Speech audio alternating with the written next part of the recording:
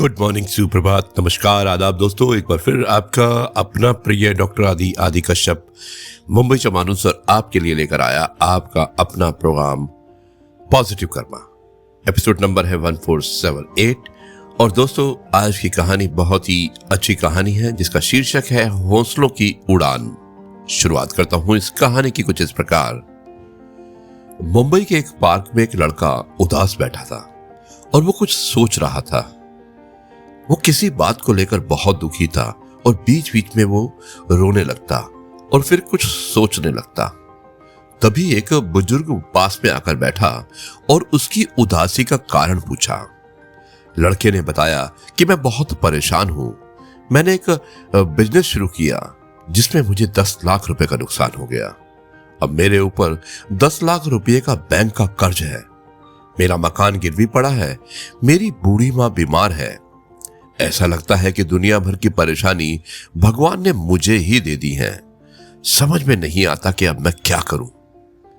बुजुर्ग ने उसकी बातें ध्यान से सुनी और फिर उसने अपने बैग से एक चेक निकाला और बोला, चलो मैं तुम्हारी परेशानी दूर कर देता हूं। मेरा नाम जमशेद जी टाटा है और मैं भारत में सबसे धनवान व्यक्तियों में से हूं।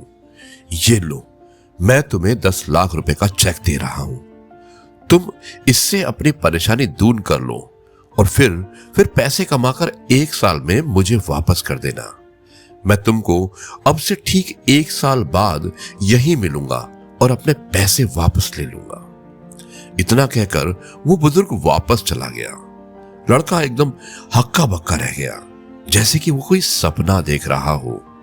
पल भर में उसकी सारी समस्याएं दूर हो चुकी थी। वो जमशेद जी टाटा के नाम के व्यक्ति से परिचित था, पर उसने कभी देखा नहीं था। उसे तो विश्वास ही नहीं हो रहा था कि कोई इतनी बड़ी रकम किसी अनजान व्यक्ति को कैसे दे सकता है।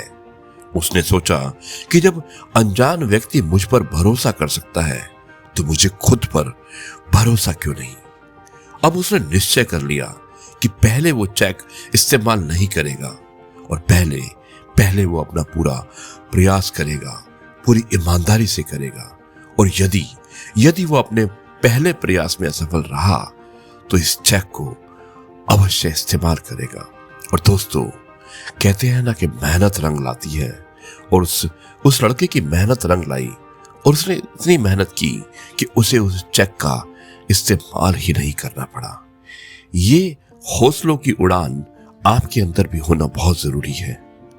अगर आपको कुछ बनना है इसी बालक की तरह, लेकिन आपके लिए मोटिवेशन, इंस्पायरेशन करने के लिए कोई टाटा जी की तरह एक व्यक्ति जरूर चाहिए जो कम से कम आपकी समस्याओं को समझ भी सके। बाकी तो आप खुद ही कर सकते हैं। जी हाँ दोस्तों, ये थी कहानी हौसलों की उड़ान और मुझे उम्मीद है कि ये कहानी पसंद आई होगी। अब मैं इस कार्यक्रम को यहीं पर समाप्त करता हूं और कल आपसे एक बार फिर मुलाकात करूंगा कुछ नई बातों के साथ। तब तक के लिए कहता हूं, जय गुरु जी, शुक्राना गुरु जी।